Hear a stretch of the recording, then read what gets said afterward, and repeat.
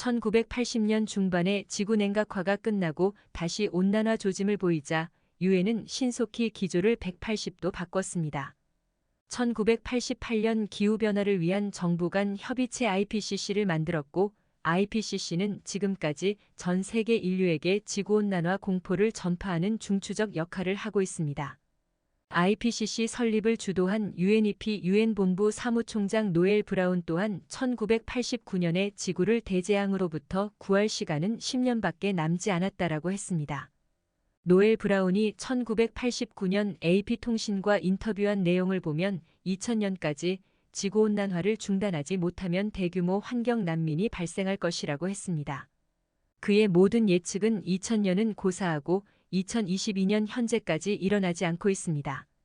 이러한 역사적 사실도 증거 자료와 함께 제 저서에 잘 기술되어 있습니다. 오리건 청원. 교수님 말씀대로라면 그들은 세계인을 상대로 한 공포 유발자네요. 지난 1993년 이코마이너스 스캠 환경 사기를 저술한 로널드 베일리의 표현으로는 슬픔을 파는 장사꾼이라고 했습니다. 유엔이야 그렇다 치고 그것이 과학이 아니라면 과학자들이 그냥 있었을 리 없지 않습니까? 인간에 의한 재앙적 지구온난화를 광적으로 추종하는 자들로부터 반복해 듣는 얘기는 97%의 과학자가 동의한다는 것입니다.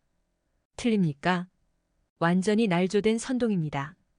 오바마 대통령이 그런 주장을 널리 알린 사람입니다. 오바마 대통령은 97%의 과학자들이 기후변화는 진짜 일어나고 있고 인간에 의한 것이며 위험하다는 것에 동의했다라고 했습니다. 그 덕분에 97%라는 말이 널리 알려졌죠. 하지만 이것은 조작된 통계입니다. 이런 주장에 반기를 든 과학자도 아주 많습니다. 1997년에 교토의정서가 채택되자 1999년에 미국에서 3만 1천여 명의 과학자가 서명해 오리건 청원을 냈습니다. 미국 정부가 교토의정서와 기타 유사 제안을 거부해야 한다고 촉구했습니다. 이들은 이산화탄소와 같은 온실가스 배출이 지구온난화를 일으킨다는 과학적인 증거는 없다고 했습니다. 이것이 미국이 교토의정서에 비준하지 않은 결정적 계기가 됐습니다. 반대 의견이 있었다는 것은 처음 듣는데요.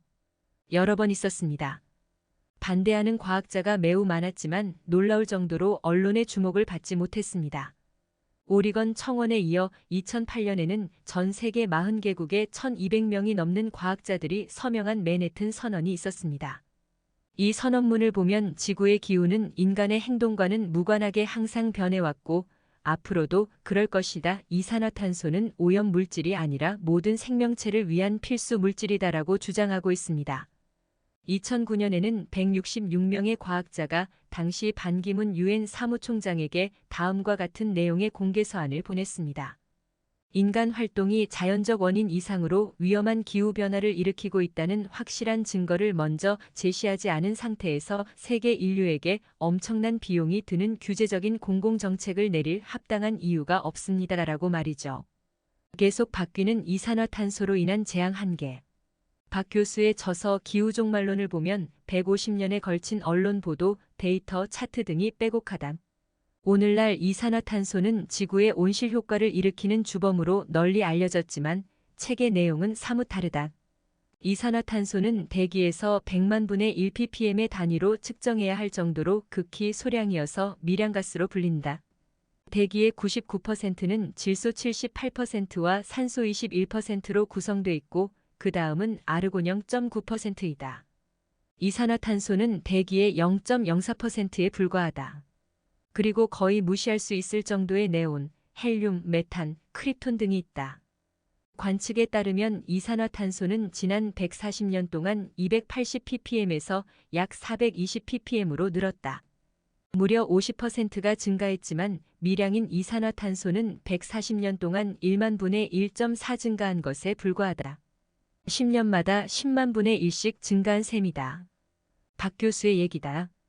기후 선동가들은 이 미량가스가 대기 중에 0.028%에서 0.042%, 좀 더 증가하면 지구 기후의 대재앙이 일어날 것이라고 합니다. 처음에 선동가들은 0.035% 350ppm가 대재앙이 일어나는 한계라고 했습니다. 서울올림픽을 개최했던 지난 1988년에 지구 대기 이산화탄소가 350ppm이었지만 아무 일도 일어나지 않았습니다. 이후 제한 한계를 400ppm으로 다시 450ppm으로 올렸습니다. 이산화탄소 증가 속도는 매우 느리고 증가하더라도 체감될 만큼의 온실 효과는 미미합니다. 대기 수증기와 온실 효과를 나타내는 적외선 파장이 겹치기 때문입니다. 그런데도 선동가들은 인간에 의해 증가한 이산화탄소로 인해 대재앙이 온다고 호도하고 있습니다. 이산화탄소는 지구 생태계의 보약. 온난화는 그렇다 쳐도 농업이 황폐화된다는 주장도 있죠. 최근에 와서 이산화탄소 증가가 농업을 망가뜨려 대기근을 가져오지 않는다는 사실이 언론에 보도되기 시작했습니다. 이산화탄소의 증가가 지구의 녹화로 이어지는 현상이 위성으로 관측됐거든요. 노르웨이의 바렌츠 옵서버베런츠 어브저버는 지난 2020년 21세기 동안 가장 인구가 많은 개발도상국 중국과 인도에서 뚜렷한 녹화를 관찰했다고 보도했습니다.